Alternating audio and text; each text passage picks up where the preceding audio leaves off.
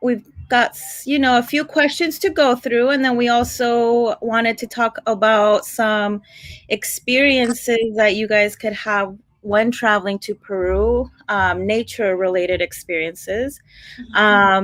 And then there are a few updates regarding like the um, high risk, extreme risk, low risk areas in Peru, but we'll get into that a little bit later. But Flavia, let's talk about the experiences that we provide Yeah. for people wanting more of a nature related experience. So really going into nature. And one of the best places to do that is Cusco. Right. Um, Not the only place, though. We have a lot of areas in Peru that people can immerse themselves in the forest, in the canyons, in Arequipa and Colca Canyon, which is open now. Puno, also beautiful area to dive into Lake Titicaca, but that's closed at the moment. Yeah. Cusco is open, like the Sacred Valley tours are open, right, Flavia? Yeah. They are open right now. And like we talked about last week, Inca Trail, the 2 day, 1 night Inca Trail is open as of now for people who want some hiking. Choquequirao and Salcantay, we still have to wait. Hopefully, we get more updates and more things opening soon. But those are closed right now, right? Yeah. There. So Choquequirao, Salcantay is closed, and the Inca Trail for day 3 night is closed still. We still don't have any update when they're gonna open or anything that they said. Like, oh, maybe this time, but still we don't have that Yeah. information. Hopefully they'll open up soon because alternative routes in Cusco have become very popular, and I for one have been to Machu Picchu I think around 7 times, but haven't been to Choquequirao, and that's like on the bucket list. Like I really want to do that, so hopefully that opens up soon. Good thing Paracas. That's good news. Paracas is open, right? Yeah, Paracas and Islas Vallejo, like Cool. that part is open right now. Awesome. That's exciting. So yeah, we still have to wait on a few things that are, still closed, but for good reason. We're trying to get all the safety protocols and all of that organized before tourists can start visiting. But also, good news is that other places are open. And we wanted to talk about specifically a little bit Sacred Valley because there's a lot of like the typical tours that go into, from Cusco into the Sacred Valley, Tambo, Pisac. We've got Yeah. Moray, and the Mara. salt mines in Maras. But we also have some excursions, like we call them extensions. So let's say we have a tour that goes 6 days, 5 nights into, Lima, Cusco, Machu Picchu, Sacred Valley. But you can include kind of more of like biking. You can do yoga. And this is in the lagoon called Buray. Right. And it's so beautiful. And you want to talk a little bit about those extensions? Well, yeah. As Susana was mentioning, you can have like a full day if you want. Like do a tour that's more open to nature and not being surrounded by much people. You just go to Pirai Lake, and what you do is first of all like a paddle or kayak. You choose any of those, and then like after that, when you're done, you are like doing some yoga. They have a yoga center over there, and you enjoy a really good picnic lunch and all the stuff. So basically, it's a pretty nice way to be there and enjoy your time. Yeah. Uh, be surrounded by nature, like it's open, so you don't have to worry about them in a closed place and all the stuff. So Yeah. that's alternative. Any moment you want to come back, come here to Peru, like not now but later for tourism, this is a great opportunity and a great experience. Yeah, and one of the options is if you want to do a little bike tour around the lake, but then also you can take Oh a yeah. more extended bike tour that starts in Chincheros and then goes through the valley. So you actually are immersed and within like the forest, which is awesome. Right, and there's like a couple of biking experiences that you can do in the Sacred Valley. Like one is the road of the potato. Like you just go biking and something like that. They grow potatoes and it's pretty nice. It's around the valley and it's very worth it. Like the whole experience also. Awesome. And then there's a couple other things that you could do. You want to talk a little bit, Flavia? Oh yeah, sure. So also discussing on other nature things that you can do if you're visiting Cusco. For example, like from Cusco, you can visit Rainbow Mountain. You have two actually. The classic one that everyone knows, like Vinicunca, and then the other one is Palcoyo. It's another Rainbow Mountain. It's less known, so there's less people that goes there. So definitely, it's a really good option to go. Another one is about the Umantai Lagoon. This lagoon, it's kind of like in the route, like going to the Salcantay, but you don't go to the Salcantay actually. It's just close there, and it's pretty open. It's beautiful lagoon. Like the people that goes get amazed, and it's they say that it's really breathtaking lagoon.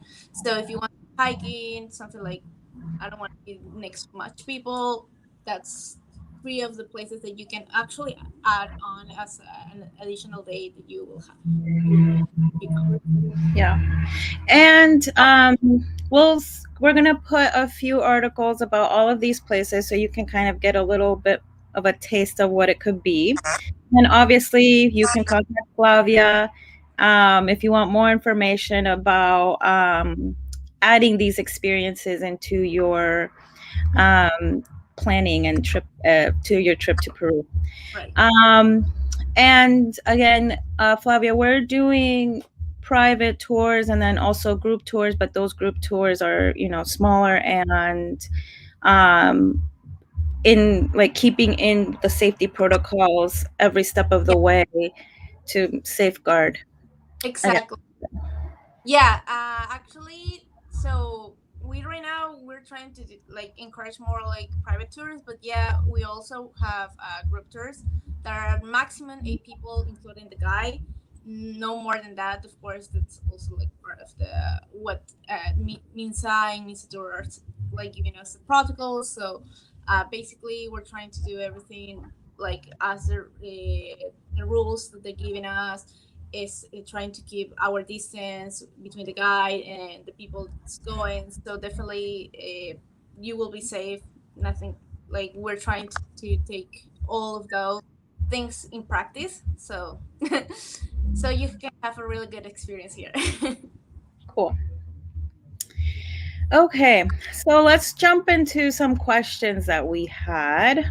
Yeah. Um, so we had a question from Tom, right, Flavia? Oh yes. So What was it? we had a Sharon. yeah, Tom Sheeran.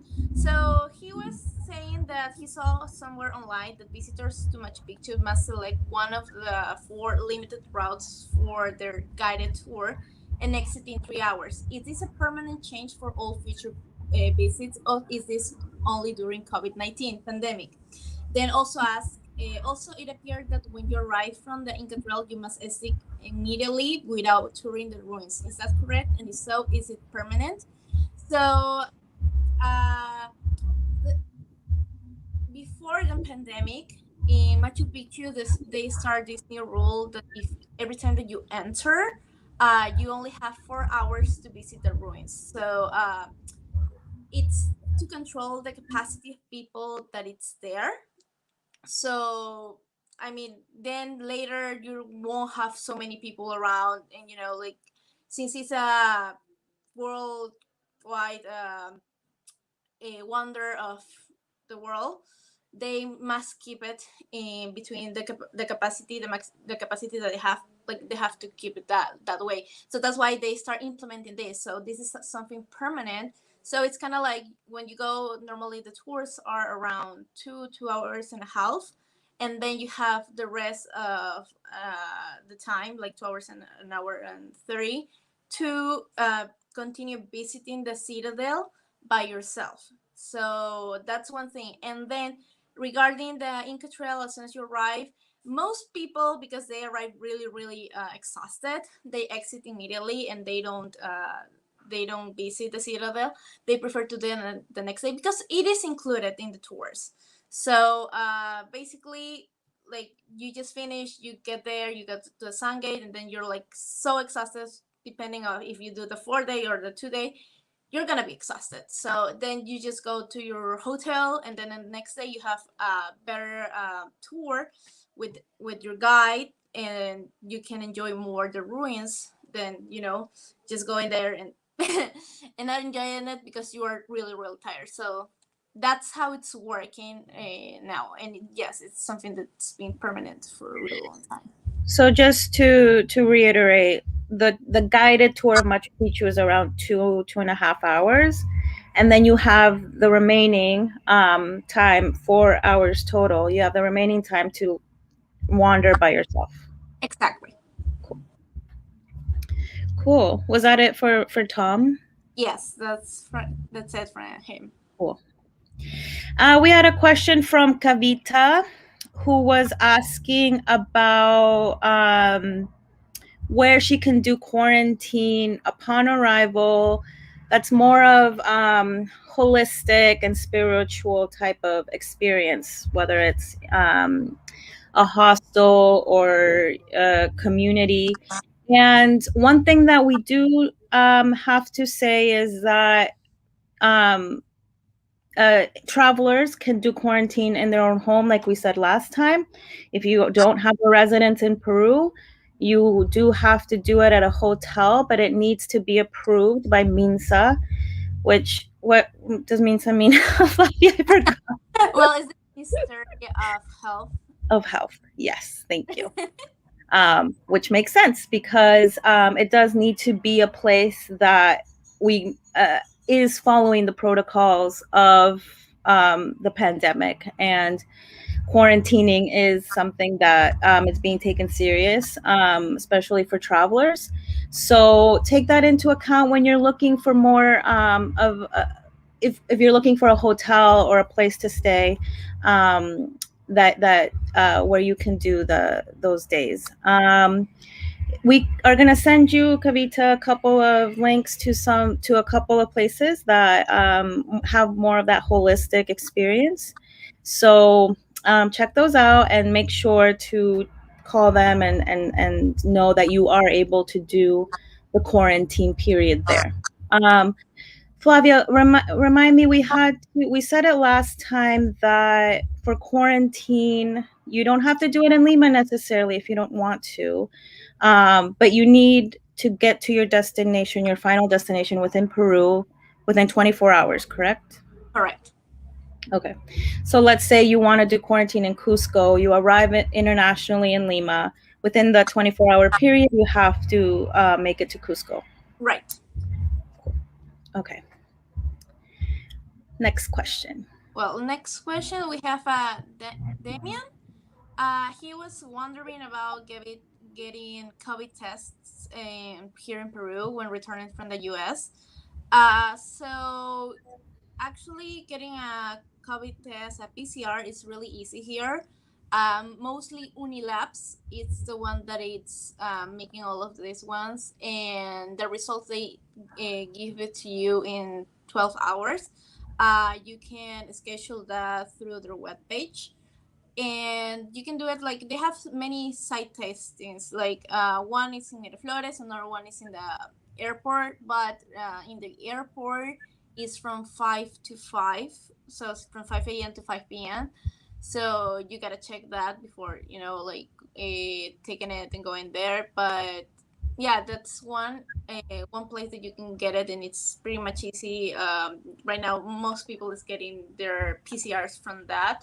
I'm gonna leave the link of the PCR where you can go for the PCR Timely Labs in the comments too. So I'm just gonna leave it there, but it's pretty much easy.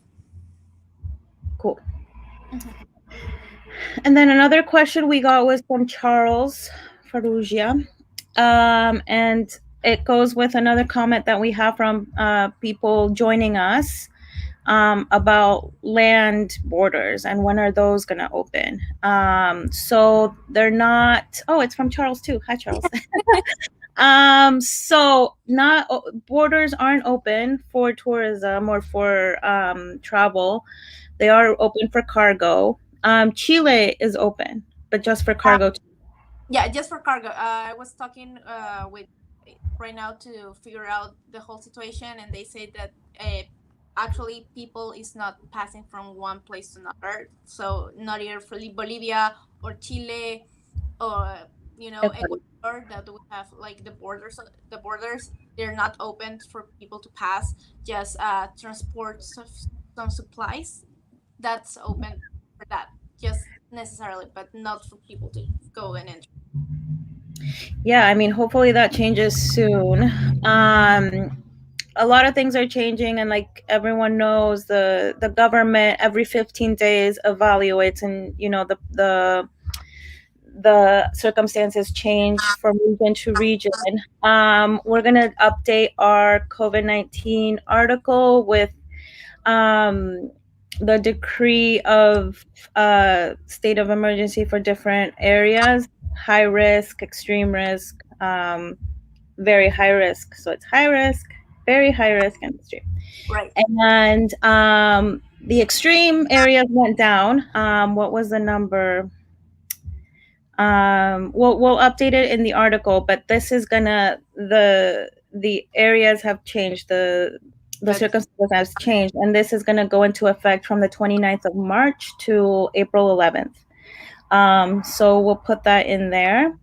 Mhm. And yeah, we'll keep everyone posted in terms of land borders and the situation there. Right. Well, then we have another question from Eduardo that says the travels from Peru to Canada are open. Yes, you can come if you're coming from Canada. You can come here to Peru. However, direct flights are not open yet. Like what you can do is like when it's layover in any of the countries that are open right now, like have their air borders open. For example, if you do like a layover in Panama or Miami is open to Peru, uh, Colombia, Bogota, if you do the layover there, you're really good. You're fine to come here to Peru. And Okay. yep. So we have a question. We have a question from Kike. Hi, Kike. He's been vaccinated. Um, well, like we said last time, even if you're vaccinated, the government has said everyone has to go through the same protocols, which is you quarantine for 14 days upon arrival, or you take the antigen test at the airport. And if it turns out negative, then you don't have to quarantine. But that's the protocol, whether you're vaccinated or not. Right. And don't forget to come with your PCR. That's needed. And another thing that we wanted to let you know, and this is something new that we also got information from this last week after the last live, is that to do the antigen test in the airport, like the testing site is open from 5 to 5. If you're arriving after 5 p.m. or like, between like 5 p.m. and 5 a.m., you are not gonna be able to be tested like doing the antigen test in the airport, and you have to coordinate that before you arrive to Peru. So you gotta do that with Unilabs is the same laboratory that's making the testings in the airport. It's with the same link that I just posted. That you go and like talk to them, ask them if they can test you upon arrival and what time you're arriving, so you can do the whole stuff. So, can you do it? Can you get out of the airport and take the antigen test somewhere else if you get into the airport after 5? uh Basically, what right now the information that I have is like if you want to skip quarantine, you have to do it like immediately in the airport. So that's why, Or after 6 days, or right? right. Okay. So if you decide to quarantine, like you just go stay 6 days in a place, and then you take a PCR, and then when the PCR comes negative, you can keep your trip. And this is important because you will be checked as an international. Um, if you plan on doing any tourism or travel across Peru, you should have your paperwork in check, and they will, know if you have been here for less than 14 days and are not quarantined. So you should have your antigen test with you. Result. Exactly. Well, we have another question from Lucia. Hi, Lucia. She says, I'm traveling to Peru in mid-May. A COVID test can be the one we get at Walgreens, CVS, or is it a specific test? So, Lucia, you can actually do in any place, but the thing is, like, it has to be a PCR. So, if you go to Walgreens, I think Walgreens applies the PCR. You just have to ask. Doesn't matter if it's a saliva PCR or a nasal swab. For example, before I came here, when I came back from the US to Peru, I did it in one of the free centers, and they were doing the saliva PCR test, and it was good. When I arrived, they only saw like it was saying PCR negative, good to go, you're good. So you don't have to worry about that. Just check that they say PCR, and that's it. Mm-hmm. And oh, Susana, your audio. Sorry, I was on mute. I was just checking for more questions. I don't see others. But no problem, Lucia. We hope we're excited for you to come, and that this is why we're doing the weekly chats, because things are changing constantly and people are already making plans to come. And we want to make the information available to you and also help you in any way. So if you have more questions, you can always write to us at yourfriends@livinginperu.com. Write us in the comments on Facebook too. We compile everything, and we'll be here next week answering more questions. Right. Okay, well, thanks everyone, and thanks, Flavia. Thanks, Susanna, and thanks everyone for being here. It Yes, was a and see you next week. See you next week. Bye, everyone.